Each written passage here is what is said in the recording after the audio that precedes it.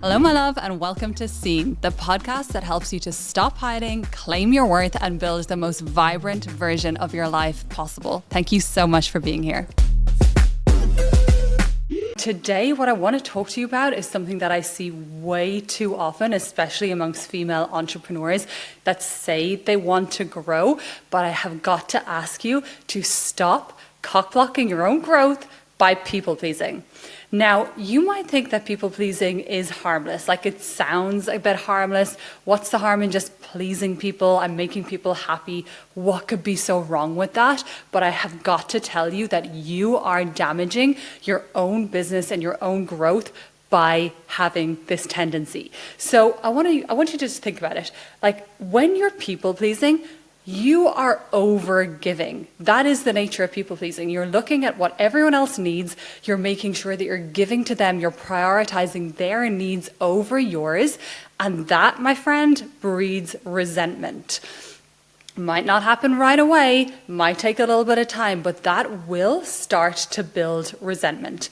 And then what happens is that you start resenting your business, you start feeling overwhelmed, you start feeling burnt out because you just feel like you don't even have control over your time anymore. You're kind of at the mercy of everyone else.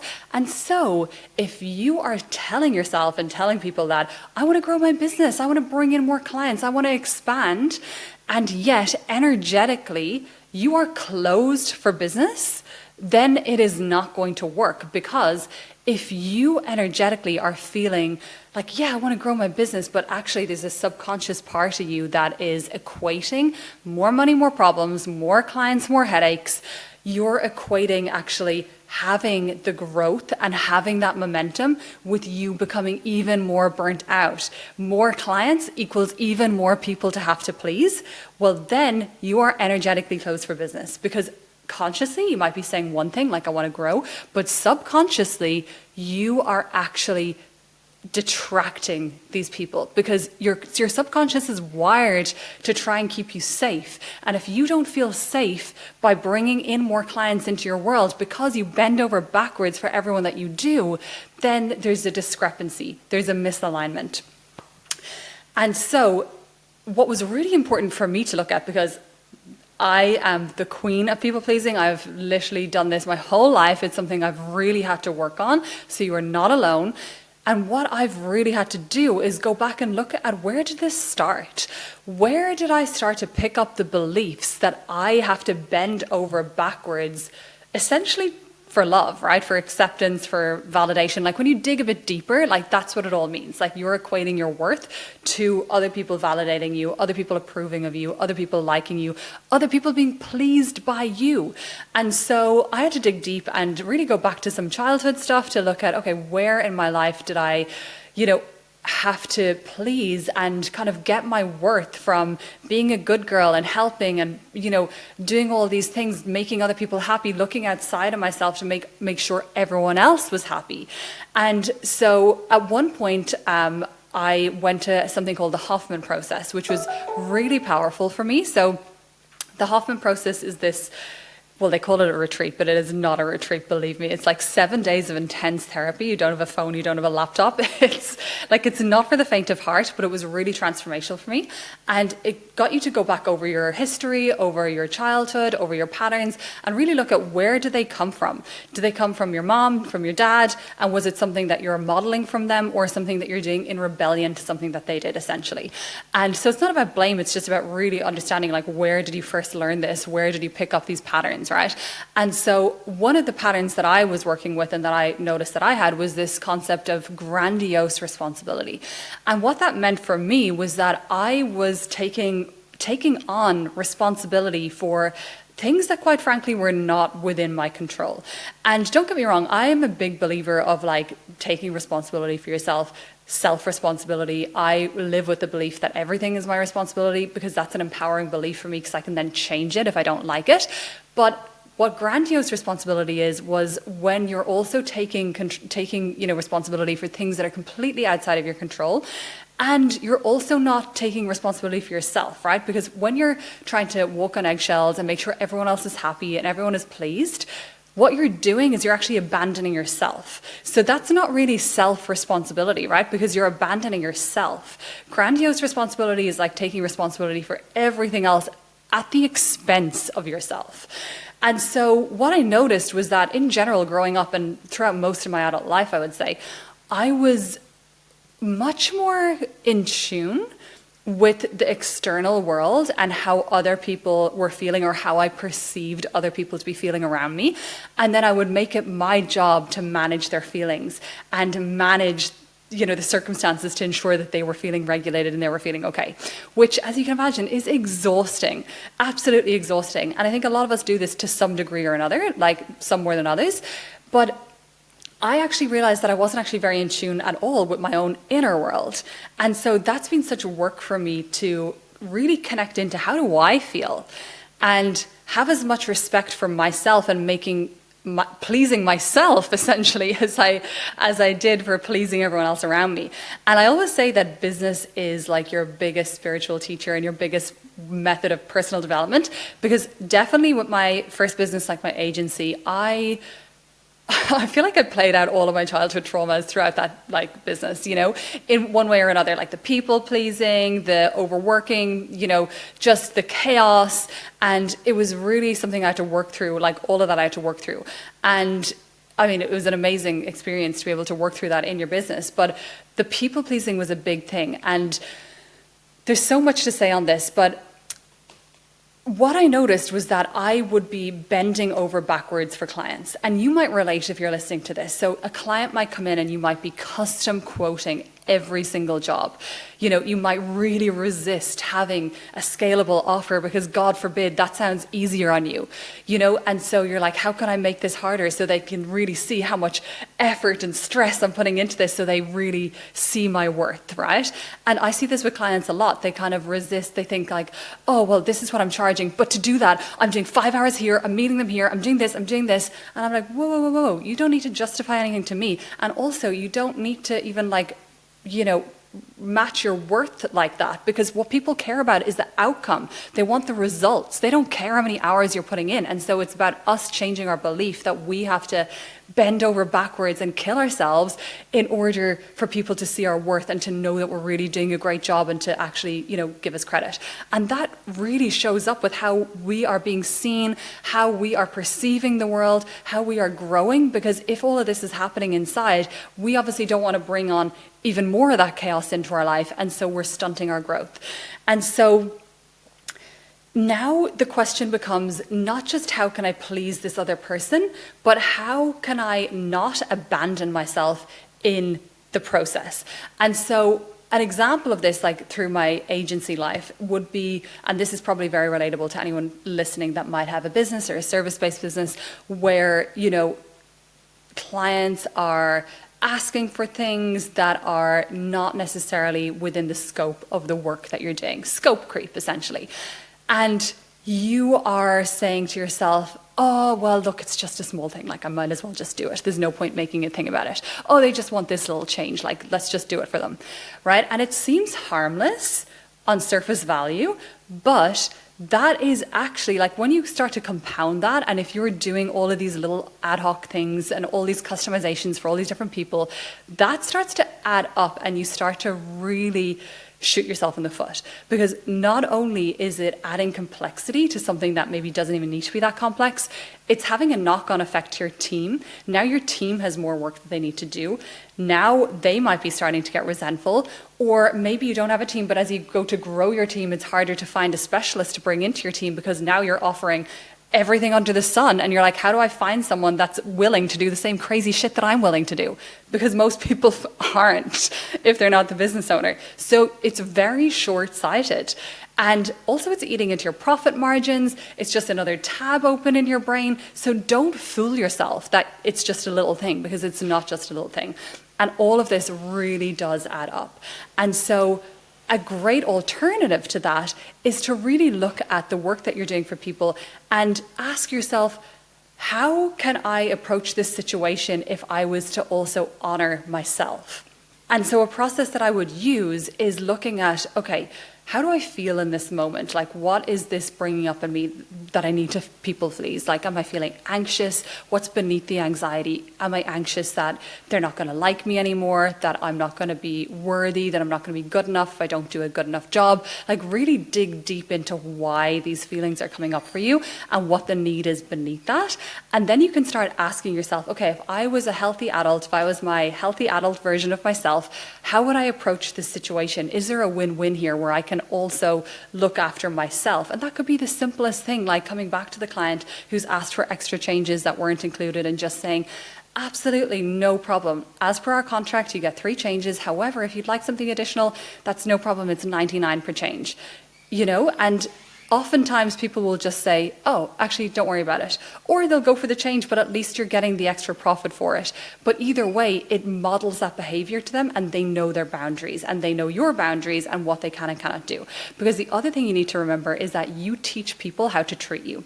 And if you're allowing things once, you better believe they're going to be asking for more and more and more and more. And very soon it starts to get out of hand. So you really need to nip things like this in the bud and really showcase your boundaries. And the thing about boundaries as well is that boundaries are what's best for everyone involved. Boundaries are best for your client as well, because we don't want to enable people. And I see this a lot with, like, say, coaching or consulting. And, you're really bending over backwards and almost like doing things for people that they should be doing themselves. And that is robbing them of their lesson. If you think about it, like, they need to have that lesson, they need to have that learning. They're working with you to become a better version of themselves in the case of coaching. And so if you're robbing that experience from them, you're actually doing them a disservice. And so sometimes it creeps into enabling, and we definitely don't want that, because then all the boundaries get blurred and it's a very stressful place to be. So it's so important to really model those healthy boundaries. And an example of this as well, because this is something that even to this day does start to, creep up for me in different ways, especially as I grow and expand my business.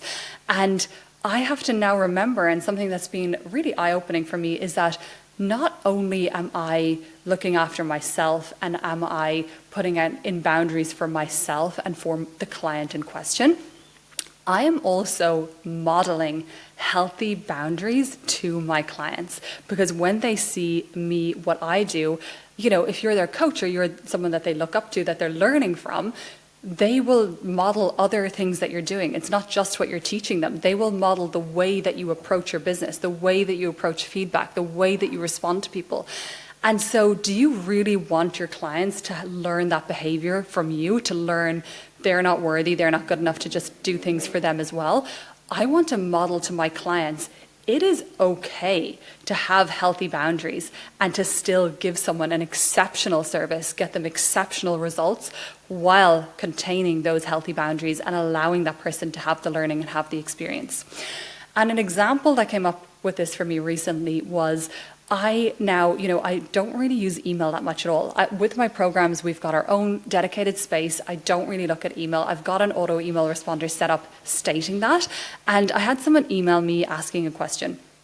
And maybe like 12, 18, like under a day had gone on. And they emailed again saying, hey, can you get back to me on this? And I felt really triggered. And I felt really triggered. And I was like, why do I feel so triggered in this moment? And it came back to the need that I have for space, for freedom, for flow, for choosing to do what I want to do and not feeling like I'm forced to respond in someone else's timeline. And so I had to just really get clear on that for myself and understand, okay, that's what's happening for me. And that's really important for me. I have a need to have space in my business, to have freedom and flexibility in my business. And if I don't have that need, I'm going to start getting resentful if I don't have that need met. And so that helped me get really clear that this wasn't, just something that I should be like, oh, sorry, here's the answer, whatever.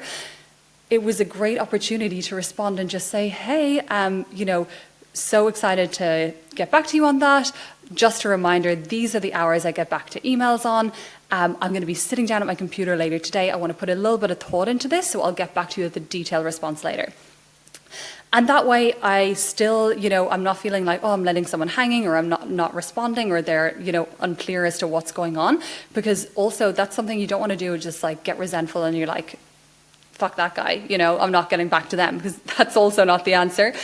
It's about, setting that healthy boundary, setting that healthy expectation, and then, you're okay with doing that. You can just get back to them in your own time. You can do things the way you want to do, and you can still be kind and polite and help people and be of value. Like, the two are not mutually exclusive. And so that was something that I even experienced myself just recently. So it does creep up. It does creep up to the best of us, and it's an ongoing process. And yeah, it's just something to really think about if you are someone that has been saying, I want to grow my business this year. Why isn't it happening for me?